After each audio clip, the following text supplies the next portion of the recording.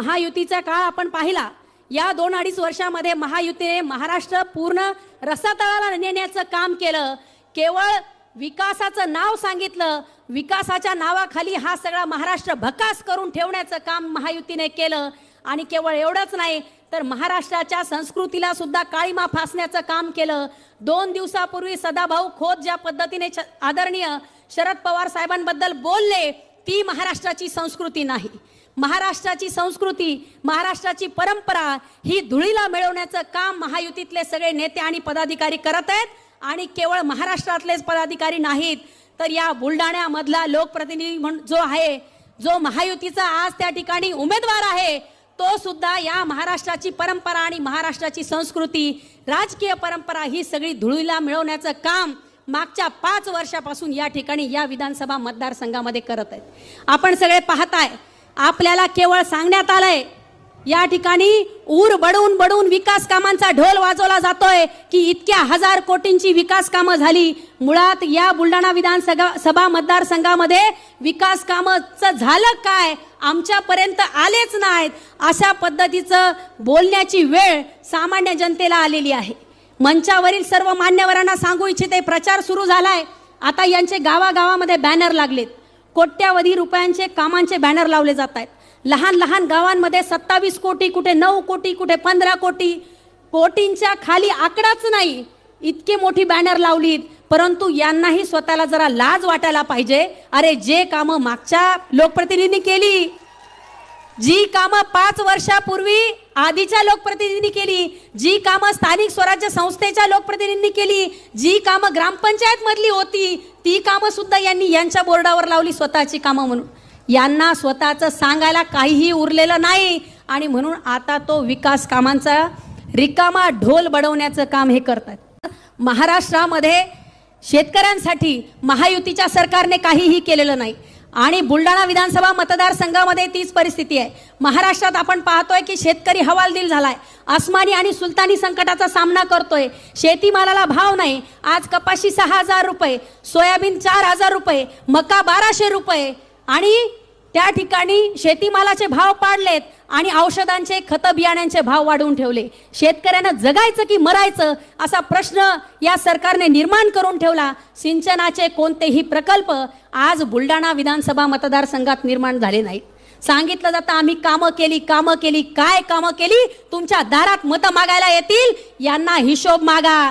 यांनी जे बोर्ड लावून ठेवलेत कोटींचे गावामध्ये, गावात आल्यावर त्यांना पहिले हिशोब मागा, वेशीवर अडवा आणि विचारा, भाऊ एवढं 27 कोटीचं काम सांगताय, नळकुंडमध्ये 27 कोटी 56 लाखाचा बोर्ड लागलाय. नळकुंडवाल्यांना आवाहन करेल, विचारा जरा, नळकुंड गाव केवढे तुम्हाला माहिती आहे, विचारा जरा कुठे गेले 27 कोटी रुपये. यांना विचारलं पाहिजे, हा पैसा आपला आहे, या एका पैशाचा हिशोब यांना द्यावा लागणार आहे, तो हिशोब आपण घेतला पाहिजे. शेतकऱ्यांच्या बद्दल खोटा आवा आणतात. सिंचनाचा कोणताही मोठा प्रकल्प, कोणताही प्रकल्प आज बुलढाणा विधानसभा मतदारसंघामध्ये सुरू झालेला नाही. मागच्या 5 वर्षापासून शेत रस्त्यांची कामं रखडलेली आहेत, अजूनही शेत रस्त्यांची कामं झाली नाही, एकही शेत रस्ता झाला नाही. तरुणांच्या हाताला काम देण्यासाठी कोणताही नवीन प्रोजेक्ट, कोणताही नवीन प्रकल्प बुलढाणा विधानसभा मतदारसंघामध्ये यांनी आणला नाही. मोताळा MIDCचा प्रश्न गेल्या कित्येक वर्षापासून प्रलंबित आहे. मोताळ्यामध्ये अजूनही MIDC झाली नाही आणि सांगतात, गप्पा करतात, नुसती नौटंकी, नुसता नाटकीपणा, नुसतं ढोंगीपणाचा कळस म्हणजे बुलढाणा विधानसभा मतदारसंघामधला हा महायुतीचा उमेदवार आहे. अरे ढोंगीपणा आहे, नकलीपणा आहे, शेवटी नकली शिवसेनेचा नकली वाघ आहे. त्याच्यामुळे त्याला घाबरायचं काही कारण नाही, त्याला घाबरायचं काही कारण नाही. अरे ज्यांनी गळ्यात सुद्धा नकली दात घातला आणि सांगितलं की दात असली आहे, काय तर म्हणे मी स्वतः वाघाची शिकार केली आणि जेव्हा टेस्टिंगला लॅबला पाठवलं तेव्हा तो दात प्लॅस्टिकचा निघाला.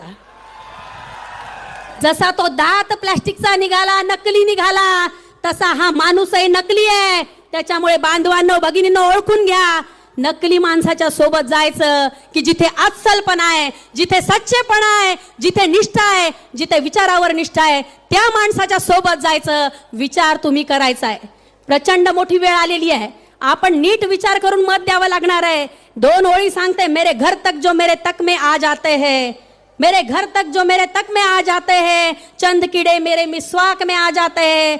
इन दहाड़ों में कोई दम नहीं, डर मत जाना।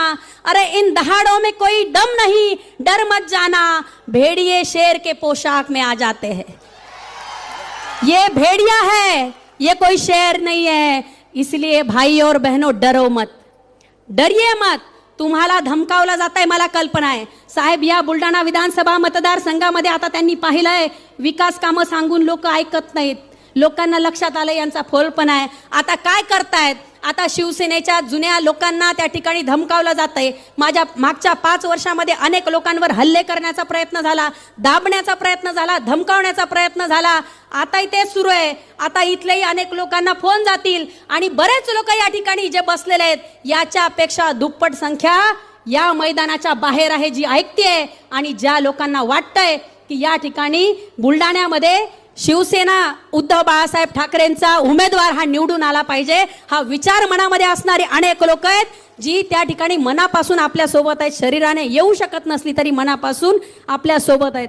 आज आपल्या सगळ्यांच्या साक्षीने आदरणीय उद्धवजी ठाकरे साहेबांना या ठिकाणी शब्द देते की साहेब, बुलढाणा विधानसभा मतदारसंघाची ही जागा महाविकास आघाडीचे ह्या सगळ्या पदाधिकाऱ्यांच्या सोबतीने आम्ही निश्चितपणे निवडून देऊ आणि दिवाळीची भेट साहेब आपल्याला त्या ठिकाणी बुलढाणा विधानसभा मतदारसंघाच्या माध्यमातून देऊ।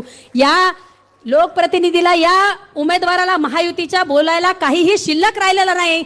आता माझ्या कुटुंबावर घसरलेत, आता माझ्या परिवारावर बोलायला लागलेत। जयश्री शेळकेवर बोलायची त्या माणसाची हिम्मत नाही, माझ्या परिवारावर बोलताय।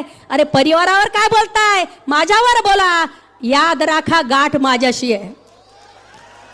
महिलेला जर तुम्ही त्या ठिकाणी डिवचलत, तिच्या आत्मसन्मानाला जर त्या ठिकाणी ठेच पोहोचवली तर लक्षात ठेवा की बाई त्या ठिकाणी अजिबात घाबरत नाही, ती तुम्हाला तोडीस तोड उत्तर दिल्याशिवाय राहणार नाही। आज या बुलढाणा मतदारसंघामध्ये अनेक लोकांच्या पोटावर पाय देण्याचं काम, अतिक्रमणधारकांच्या पोटावर पाय देण्याचं काम, ज्यांचे गाळे त्यांना मिळायला पाहिजे होते ते मिळू दिले नाहीत, स्वतःच्या घरात घालण्याचं काम या व्यक्तीनं केलं। त्यांना त्यांची जागा दाखवण्याचं काम आता भविष्यामध्ये करावं लागणार आहे। यांनी इतकी पापं केलीत 5 वर्षामध्ये, तो पापाचा घडा आता भरलाय, तो आता फुटण्याची वेळ आलेली आहे। 20 तारखेला आपल्या मतदानाच्या माध्यमातून मशाल या चिन्हावर प्रचंड मोठ्या मताधिक्याने आपण मला निवडून द्यावं, विधानसभेत पाठवावं ही विनंती आपल्या सगळ्यांना करते। शेवटी एवढंच सांगते की सरफरोशी की तमन्ना अब हमारे दिल में है, देखना है जोर कितना बाजुए कातिल में है, वक्त आने दे बता देंगे तुझे आसमां, हम अभी से क्या बताए क्या हमारे दिल।